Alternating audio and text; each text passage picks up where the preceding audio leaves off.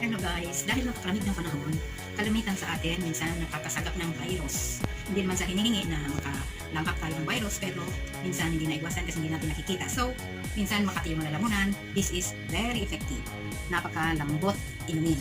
Ayan po siya.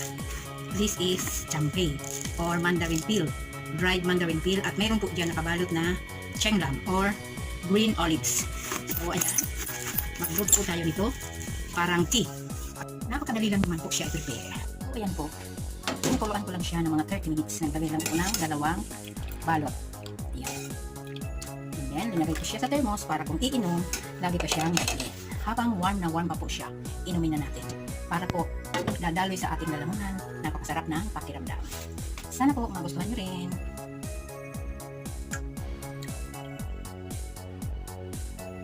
Ayan na po ang ating champay tea with